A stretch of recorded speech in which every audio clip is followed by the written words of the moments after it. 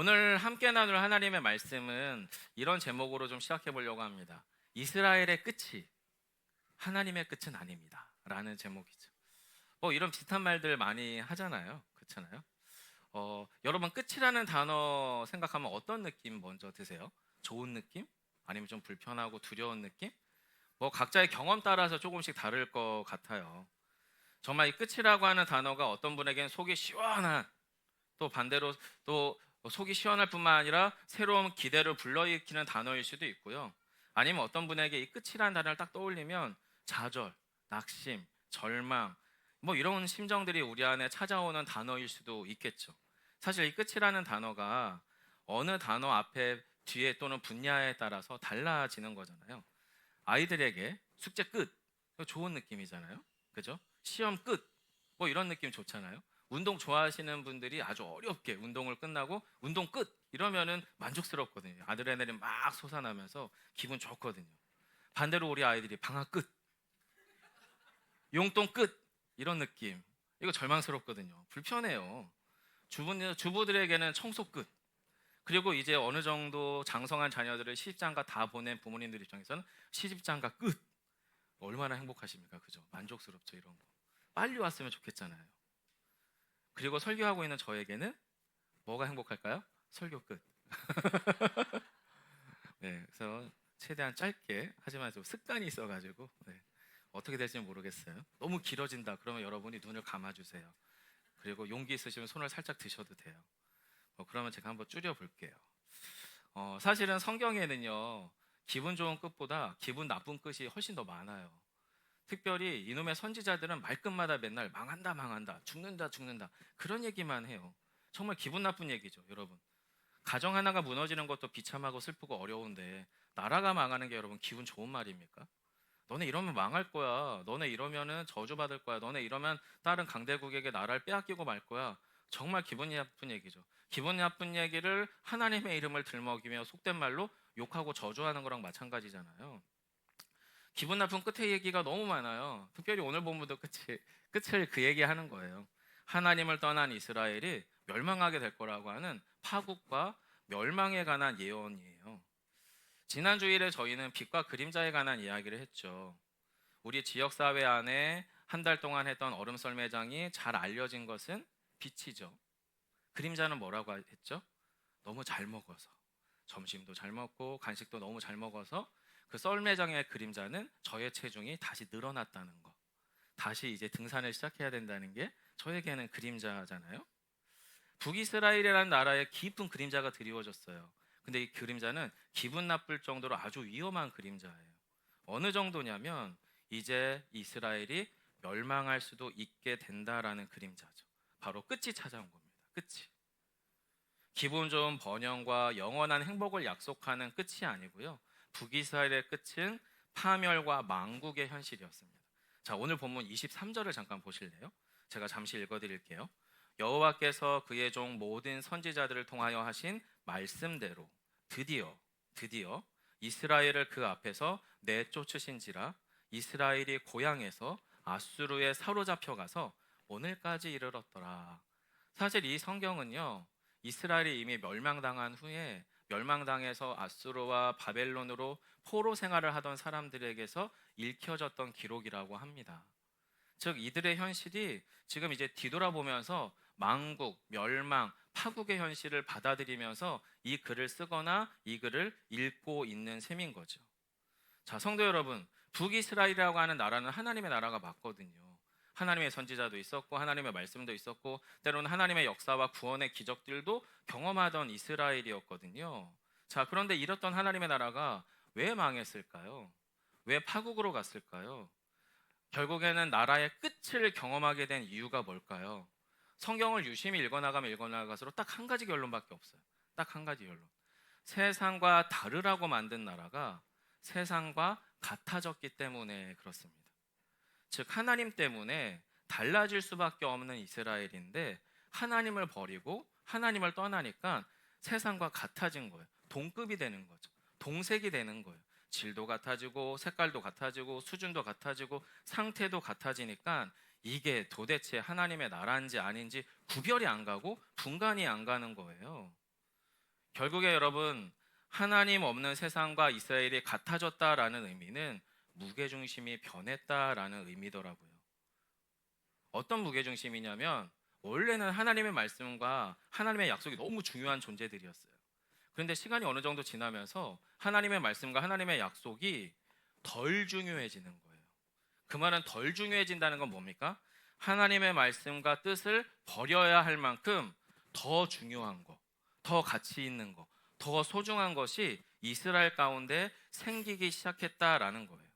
즉 하나님의 말씀과 뜻을 버려야 할 만큼 더 중요한 우선적인 가치와 질서가 북이스라엘 사람들 마음에 들어오기 시작했다는 거죠.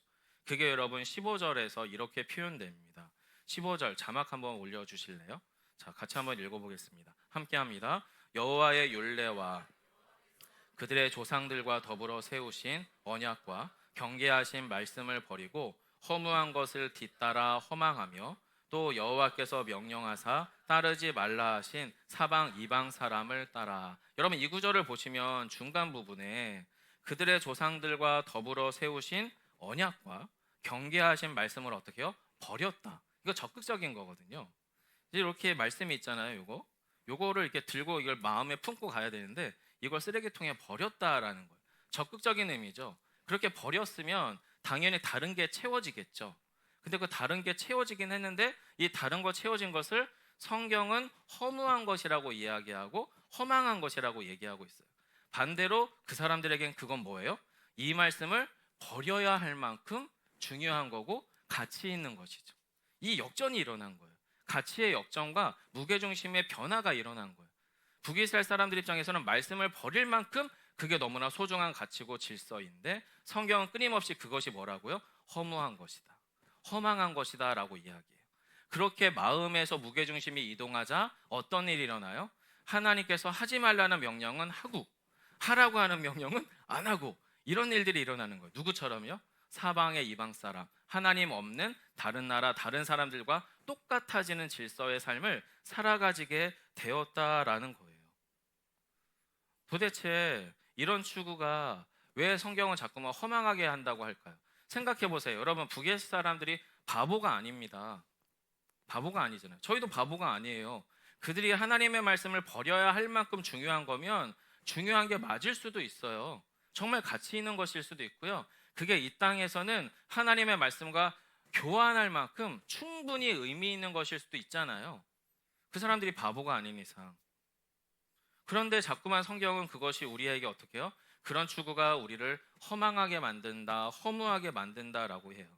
왜 그러냐면 저와 여러분 읽으신 밝음 읽으신 15절의 끝이 이런 모양이기 때문에 그렇습니다. 이어서 한 번 더 16절과 17절을 한 번 더 읽어볼게요. 같이 읽어주실래요? 함께합니다. 그들의 하나님 여호와의 모든 명령을 버리고 자기들을 위하여 형상을 부어 만들고 또 아세라 목상을 만들고 하늘의 일월 성신을 경배하며 또 바알을 섬기고 또 자기 자녀를 불 가운데로 지나게 하며 복술과 사술을 행하고 스스로 팔려 여호와 보시기에 악을 행하여 그를 경노하게 하였으므로.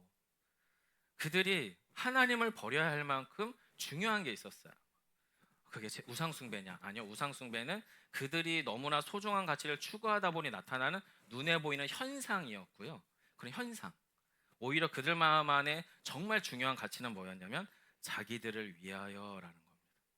자기들을 위하여. 자기들을 위하여 하나님의 언약과 말씀을 버리실 만큼 그들 안에 일어난 역동이 있었던 게 첫 번째는 자기들을 위하여라는 역동이에요. 그리고 두 번째가 뭐냐면 스스로 팔려. 뭐예요? 자발적으로 넘어갔다는 거예요. 자발적으로 스스로 포기했다는 거예요. 두 가지 역동입니다. 첫 번째는 자기를 위하여. 그리고 두 번째 역동은 스스로 자발적으로 넘어갔다라는 두 가지 역동이 지금 하나님의 말씀과 언약을 버리게 하는 거였어요. 어떤 의미일까요, 성도 여러분? 자기를 위해서는 모든 것이 가능하다는 가치관과 질서예요. 어느 정도의 신념이냐면 타인이든 가족이든 자기의 만족과 성공과 번역을 위해서는 희생시키는 일이 가능하다는 거예요. 자기를 위해서는 자식도 지금 불구덩이로 던져 넣잖아요. 여러분 그것이 너무나 잔인한 일이고 비인간적인 일처럼 보이잖아요. 아니요. 고대 근동에서는 꽤나 흔한 일이었다고 합니다. 이유는 있습니다. 이유는 있습니다. 자기 자녀를 죽음의 불길로 던지면서까지 자기 욕망을 추구하는 것은 그만한 이유가 있어요. 자신이 잘 돼야 그나마 남은 자식이라도 잘 된다는 논리일 수 있겠죠. 이 자녀 하나 희생하면 우리 집안이 잘 된다면 그거 기꺼이 대가 지불하겠다는 마음일 수도 있지 않을까 싶습니다. 물론 말이 안 되는 일이죠. 없어야 될 일이고 있어서는 안 되는 일이죠. 하지만 그만큼 그들의 양심과 분별력이 자기를 위해서는 모든 것을 희생하고 대가 지불할 준비가 되어 있는 상태를 본문은 지금 이야기하고 있는 거다라는 거예요. 성도 여러분, 결국 하나님의 백성이라고 하면서 북이스라엘이 자신을 위해서라면 하나님도 버리고요, 자식도 버릴 만큼 파괴된 인성과 욕망만 남아버리게 돼요. 이제 더 이상 뭐예요? 이스라엘이 아닌 거죠. 다른 이방의 나라와 같아진 거죠. 같아진 거예요. 똑같아진 거예요. 여러분, 그렇게 똑같아지면 뭐만 남을까요? 결국에 다른 나라, 더 큰 힘, 더 큰 권력, 더 큰 영향력을 가지고 있는 나라가 같은 세상의 논리 안에서 약육강식처럼 서로 잡아먹는 질서 안으로 들어갈 수밖에 없는 거고, 그렇게 자연스럽게 북이스라엘은 아수르에게, 남유다는 바벨론에게 삼켜진 것에 불과합니다. 왜요? 같으니까. 같으니까. 다르면 다른 싸움을 할 수 있고, 다른 운동장에서 다른 질서 안에 들어가면 다르게 저항할 수 있지만, 똑같은 세상, 똑같은 색깔, 똑같은 상태에서는 더 큰 놈이 더 작은 놈을 잡아먹을 수 있는 질서잖아요. 전혀 이상한 게 아니에요. 아주 자연스러운 일이 되는 거죠. 사실 그렇습니다. 만국의 역사 북이스라엘의 열왕 이야기는 하나님을 상실한 인생과 그 공동체, 결국에는 그 세상이 경험하게 될 끝에 대해서 이야기하는 거예요. 기분 나빠하실 필요 없습니다. 사실은 죄송하게도 저와 여러분의 이야기도 그와 비슷할 수 있기 때문에 그렇습니다. 하나님의 백성들이여 하나님 없는 인생들과 같아지기 시작하고 하나님 없는 세상과 같아졌다라고 하는 것은 어떤 의미일까요? 전 두 가지를 결론을 내려봤어요. 아, 맞다. 내가 하나님 없는 사람이면 그냥 사람처럼 사는 거구나. 사람처럼 산다는 게 뭐죠? 좋은 의미예요. 행복하게 살죠. 내가 사랑하는 사람을 사랑해요. 하지만 내가 미워하는 사람은 정당하게 미워할 수 있어요. 나를 방해하고 나를 공격하는 사람은 그 사람이 공격하는 이상으로 대로받았지만 말로 돌려줄 수 있어요. 그게 사실은 사람이 사람으로 사는 거예요. 그리고 그렇게 사람으로 살다가 끝이 뭐예요? 인생의 끝은 그냥 죽음이죠. 죽음인 거예요. 자, 하나님 없는 세상에서 하나님 없이 살아가는 인생이 인생처럼 살아간다는 것은 세상에서 자기를 위하여 살다가 자기를 위하여 살아가는 그 끝에서 자기에게 남겨진 마지막 끝인 그냥 죽음을 받아들인다는 의미예요. 더도 덜도 아니에요. 나쁜 것도 아니고 좋은 것도 아니에요. 딱 거기까지예요. 그렇지 않겠습니까, 성도 여러분? 거기에 무슨 의미 부여가 있고 어떤 가치 부여가 있습니까? 나를 위해서 살다가 나를 위해서 죽는 건데 거기에 그 어떤 관계와 그 어떤 의미 부여가 무슨 필요가 있어요? 타인이 없는데, 상황이 없는데, 세상이 없는데, 하나님이 없는데, 타인과의 관계에서 의미 부여 설정이 안 되고 나만을 위해 살다가 나만을 위해 죽는데 그냥 나를 위해 살다가 나를 위해서 자연스럽게 살아가는 그 어떤 자연 생태와 똑같은 게 되는 거 아니겠습니까? 결국에 인생의 끝이 죽음인 것처럼 하나님을 상실한 인생의 끝이 죽음으로 찾아온 것을 그냥 보여주고 있는 거예요. 그리고 세상의 끝이 파멸이고 만국이듯이 어떻게 해요? 하나님 없는 이스라엘은 하나님 없는 세상으로 그대로 빨려 들어가는 거죠. 그렇게 파멸과 만국의 현실 가운데로 들어가게 됩니다. 왜냐하면 앞서서 말씀드린 것처럼 하나님 없는 이스라엘의 끝은 정말 그냥 딱 끝이에요. 하나님 없는 인생이 죽음에서 단 한 걸음도 나갈 수 없는 것처럼, 그리고 하나님 없는 나라가 자신의 힘을 상실하면 더 큰 힘을 가진 나라에게 빼앗기는 것처럼 그 논리에 그냥 그대로 휩쓸려 가는 거죠. 저희도 그렇습니다. 저희도 하나님이 없으면 우리도 끝입니다. 더 정확하게는요, 딱 우리 수준만큼 가다가 딱 우리 수준에서 끝나는 거예요.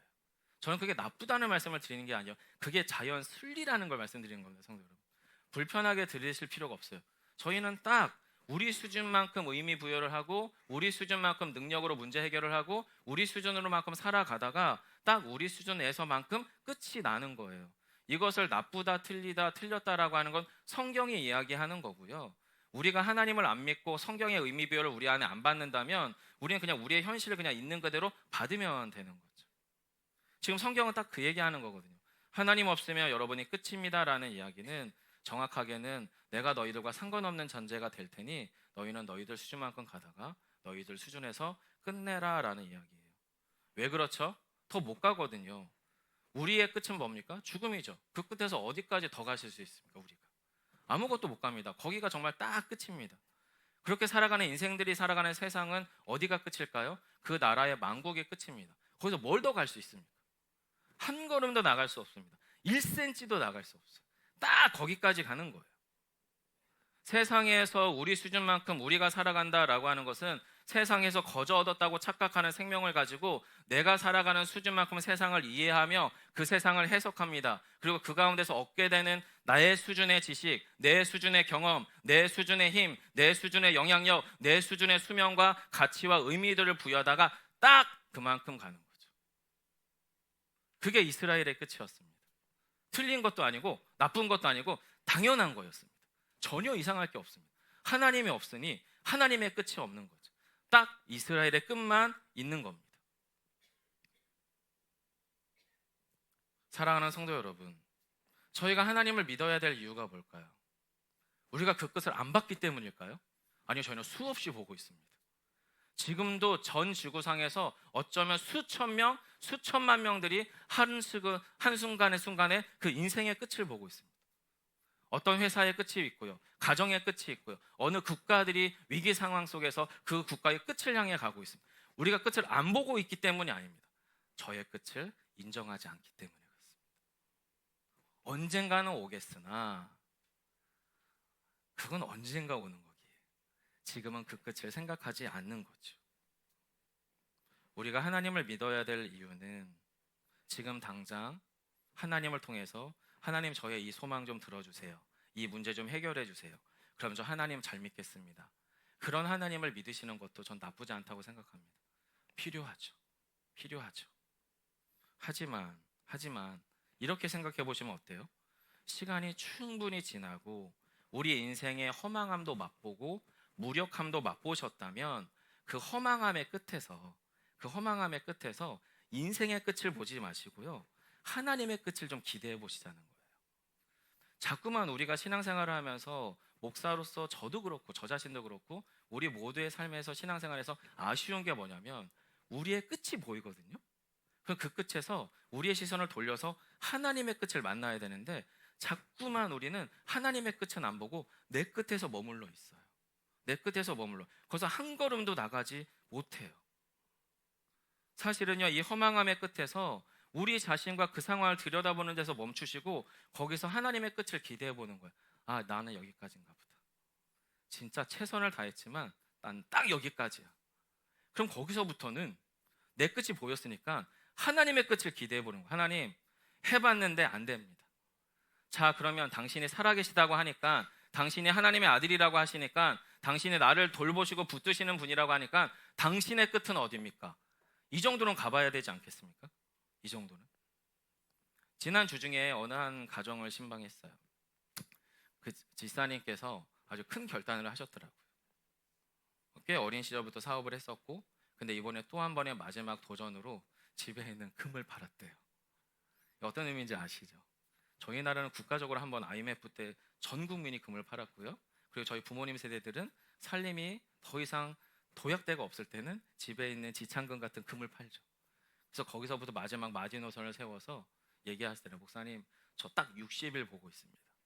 더 정확하게는 90일 보고 있어요. 무슨 이야기인지 아실까요? 아실 거예요.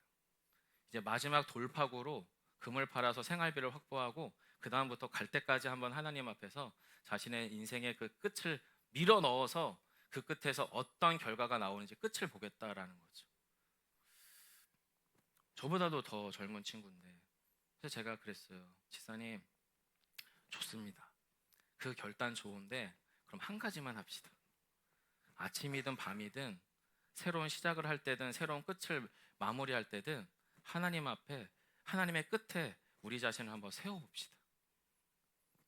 하나님, 오늘 제가 어떻게 가야 됩니까? 어떻게 해야 됩니까? 그 끝에 나 자신을 한번 더 봅시다. 이렇게 한번 얘기했어요. 제가 이렇게 멋있게 어떻게 얘기할 수 있을까요? 예, 저도 저 나름대로의 인생사에서 그런 끝을 경험했었기 때문이에요. 그 끝에서 하나님의 끝을 만났기 때문에 그래요. 왜냐하면 성도 여러분, 놀라운 건 뭐냐면요, 이스라엘의 끝이 하나님의 끝이 아니더라고요. 북이스라엘의 끝이 하나님의 끝이 아니에요. 왜냐하면 북이스라엘은 실제 역사에서 멸망하긴 해요. 북이스라엘은 호세아 왕권이 멸망해요. 그리고 또 다른 이스라엘인 남유다도 멸망합니다. 남유다 같은 경우는 북이스라엘이 아수르에 의해 멸망당한 지 이후에 한 130년의 시간이 더 지나고 나서 남유다가 멸망을 하죠. 물론 결국엔 다 망해요. 북이스라엘도 망하고 남유다도 망해요. 결국엔 다 멸망해요. 자, 그것이 여러분 오늘 본문 18절로 20절에 있습니다. 좀 긴 구절이지만 같이 한번 읽어보려고 합니다. 함께 읽겠습니다. 시작. 여호와께서 이스라엘에게 심히 노하사 그들을 그의 앞에서 제거하시니 오직 유다 지파 외에는 남은 자가 없으리라. 유다도 그들의 하나님 여호와의 명령을 지키지 아니하고 이스라엘 사람들이 만든 관습을 행하였으므로 여호와께서 이스라엘의 온 족속을 버리게 사 괴롭게 하시며 노략군의 손에 넘기시고 마침내 그의 앞에서 쫓아내시니라. 아멘. 자, 성도 여러분, 북이스라엘도 남유다도 멸망한 이유는 딱 하나입니다. 주변 나라와 똑같아졌기 때문이고, 똑같은 힘의 질서 안에서 남유다와 북이스라엘은 주변의 강대국에 비해서 힘이 없었기 때문입니다. 강대국들은 팽창의 욕망을 가지고 정복 논리로 그 당시에 왕조들이 만들어졌었고, 거기에 북이스라엘과 남유다는 버텨낼 재간이 없었기 때문에 그렇게 간 겁니다. 결국에 북이스라엘도 남유다도 하나님의 약속과 언약을 버릴 만큼 세상의 질서와 가치에 동화돼 버린 거죠. 그렇게 영혼의 무게중심이 변한 채 더 큰 세상, 더 큰 힘의 질서에 삼켜지자 어느새 그들에게 끝이 찾아온 거죠. 하지만 놀라운 것은 성경은 이 이스라엘의 끝이 하나님의 끝이 아니라라고 이야기하고 있습니다. 우리는요, 성경을 쭉 읽어 나가셔야 돼요. 여러분, 열왕기서에서 성경을 끝내시면 안 돼요. 더 읽어보셔야 돼요. 더 읽어보셔요. 그럼 열왕기 이하에, 그 다음 이하에 뭐가 나와요? 느헤미야 이야기가 나와요. 에스라 이야기가 나와요. 멸망했어요. 포로의 세월을 살아요. 그러다 70년의 시간이 지나서 포로 이스라엘이 다시 본토 이스라엘로 돌아와요. 거기서 다시금 새로운 역사가 시작이 되지요. 즉 느헤미야와 에스라 성경을 통해서 하나님은 만국 이스라엘을 지나서 회복 이스라엘에 관한 이야기를 해요. 그뿐만 아니죠. 유다 왕조의 진짜 계승자인 하나님의 끝판왕 예수님이 끝자락에 등장합니다. 즉 하나님의 끝은 이제 시작인 거예요. 이제 시작인 거예요. 우리의 끝이 보여야 하나님의 끝에서 하나님의 시작을 우리는 경험하게 된다라고 하는 거죠. 사실 이 자리에서 저와 여러분이 예배를 드릴 수 있는 이유가 뭡니까? 결국에 우리가 그분을 만났기 때문이거든요. 하나님을 만났고 예수님을 만났기 때문에 이 예배가 이게 지금 말이 되는 거예요. 여러분, 우리가 이 안에서 하나님이 안 느껴지고 주 예수 그리스도에 대한 고백이 안 느껴지면 이 예배만큼 힘든 게 없어요. 어렵죠. 어렵습니다. 사실 이 예배, 이 설교, 우리의 교회가 가능한 이유는 우리 안에 누군가는 예수 그리스도를 우리의 인생의 끝에서 유일한 구주로 만났기 때문이에요. 하나님의 저와 여러분의 인생의 영원한 소망이 되신다는 것을 확신하는 사람들이 이 자리에 앉아있기 때문에 가능한 교회고, 가능한 예배고, 가능한 삶이다라고 하는 거예요. 사랑하는 성도 여러분, 세상 속에서 나의 끝을 만나게 되면요, 결국에 그 끝은 내가 살아가는 세상의 끝이에요. 무슨 얘기예요? 저 혼자 저의 힘으로 세상에서 열심히 살아가요. 그러다가 나의 끝을 만났어요. 그 끝은 뭐예요? 내가 살아가던 세상의 마지막일 뿐이에요. 하지만 반대로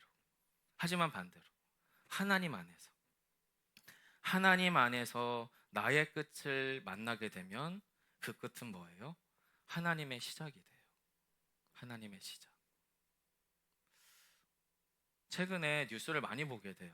뭐 부동산 경기며 뭐 경기 침체 뉴스며 정말 많이 보게 돼요. 왜냐하면 각 성도들의 삶의 현장들 하나하나가 저희 교회의 생존과 사실은 직결되어 있기 때문에 그래요. 한 분의 건강이 어느 한 가정의 건강이 그 가정의 생존에 직결되는 것처럼 교우들의 가정들의 생존은 교회의 생존과 직결되어 있거든요. 뉴스들이 남뉴스 같지가 않은 거예요. 가끔 신방 가서 가정들에게 물어봐요. 집사님 요즘 어떠세요? 어떠세요? 아, 목사님 장난 아닙니다. 저 요즘 막 긁어 모으고 있습니다. 저 이런 분들을 만난 적은 없어요. 아직. 그렇게 기도는 하고 있지만 다들 목사님 쉽지 않은 것 같아요. 어려워요. 이런 얘기 정말 많이 듣습니다. 그리고 이런 이야기들이 저에게 하나하나 쭉쭉 들어오면서 이것이 우리 성도들의 끝이 되지 않기를, 우리 교회의 끝이 되지 않기를 간절히 기도하게 됩니다. 단 조건이 뭐예요? 하나님 안에서. 하나님 안에서. 왜냐하면 정말 지사님도 저도 저희들이 살아가는 우리들만의 세상에서 우리의 끝이면 그게 끝이겠지만 우리가 하나님 안에서 그 끝을 향해 가다면 거기서는 하나님의 시작을 만날 수 있기 때문에 그렇습니다. 사실 그런 거잖아요. 생각해 보세요.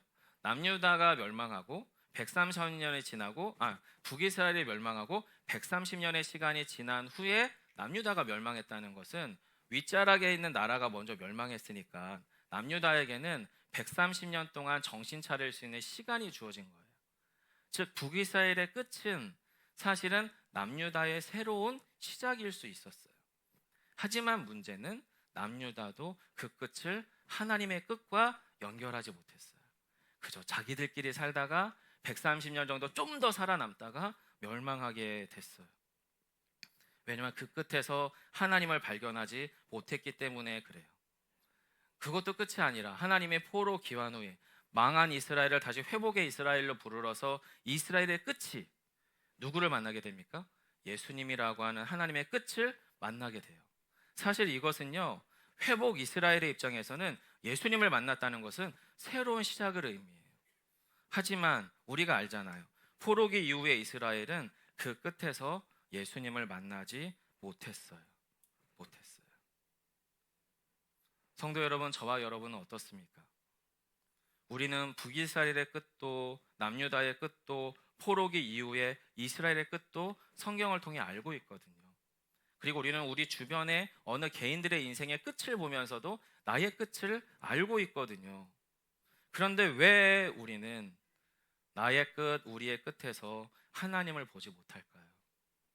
왜 하나님을 안 보려고 할까요? 어쩌면 저와 여러분은 물론 우리 아이들을 불구덩이에 던져 넣은 적은 없지만 우리 아이들을 불구덩이에 던져 넣어야 할 만큼 우리가 욕망하고 있는 게 있는 건 아닙니까? 어쩌면 우리는 이 끝에서 하나님 아직은 아니에요. 잠깐만요. 제가 해야 될 게 있고요. 하고 싶은 게 있고요. 꼭 이 끝을 봐야 될 게 있어요. 이게 안 되면 제가 하나님께 돌아갈게요. 이게 안 되면 제가 정말 하나님께 100% 완전히 백지수표 맡기고 하나님께 제 인생 걸겠습니다. 혹시 이러고 계시는 건 아닙니까? 저는 그런 적이 있었거든요. 저는 그런 적이 있었습니다. 그리고 거기서 제 경험은 100점 100패였습니다. 어쩌면 저희 모두가 사실은 저희들의 각자의 끝에서 여전히 나와 나의 우상을, 나의 욕망을 바라보고 있지 않나 싶어요. 이제 그 끝의 자리에서 우리의 시선과 방향을 조금만 돌려보시자고요. 그 끝에서 돌이켜야 할 것 같아요. 하나님의 길과 하나님의 시선이 가닿는 곳이 있어요. 가닿는 곳이 있어요. 그곳에 우리의 마음과 시선을 두기를 부탁드립니다. 여러분, 그때 어떤 일이 일어날까요? 하나님 수준의 일이 일어납니다. 하나님의 방식의 일이 하나님의 수준으로 일어납니다. 우리가 아까 고백했던 찬양과 같은 생명샘에서 일어나는 바로 그 일들이 우리 내면에서, 우리의 가정에서, 우리의 교회에서 일어납니다. 말씀을 맺겠습니다. 아직 우리에게는 끝이 찾아오지 않았습니다. 끝이라고 느끼실 수 있는 일들은 찾아왔을 수도 있겠죠. 하지만 진짜 끝은 아직 오지 않았거든요. 즉 저와 여러분의 끝은 아직 끝이 아닙니다. 그리고 우리의 끝은 하나님의 끝이 아닙니다. 하나님의 시작입니다. 우리 모두가 그 하나님의 시작점 가운데 서시는 우리 모두가 되시기를 간절히 축원합니다. 바로 그곳에서 놀라운 생명의 역사, 회복의 역사가 시작될 것입니다. 저는 우리 예수비봉교회가 그런 교회이기를 소망합니다. 매일 아침마다 기도합니다. 하나님, 여기까지인가요? 아니요, 눈을 뜨고 호흡을 하기 시작하자 저는 예수비봉교회 또 한 번의 새로운 담임 목회자로 오늘을 시작하고 있습니다. 제가 만나는 한 분 한 분들과 하나님, 우리가 기대하는 교회가 아까 조희진 지사님이 고백했던 이런 교회가 될 수 있을까요? 그 질문도 해봅니다. 그리고 그 질문을 내가 붙들고 있는 한 저는 적어도 그 만나는 분과 그 교회를 해가고 있는 겁니다. 딱 거기까지지만 괜찮습니다. 왜냐하면 제가 딱 그 하루만큼, 그 범위만큼만 살거든요. 그 이상을 못 살아요. 내일을 살 수가 없어요. 어제를 다시 살 수가 없어요. 딱 오늘만큼 사니까 딱 오늘만큼만 교회이도록, 성도이도록, 신자이도록, 교회이도록 저의 끝을 그 자리에 가져다 두는 거죠. 그러다 보면 우리 안에서 그 끝이 이어질 거 아니에요. 그렇게 우리가 2년을 왔잖아요. 그러니까 앞으로도 가면 됩니다. 그렇게 가다 보면 그 끝자락에서 우리는 하나님의 놀라운 일하심을 보게 될 것입니다. 이 놀라운 기대와 소망이 저희 모두의 소망이 되기를 다시 한번 간절히 축원합니다.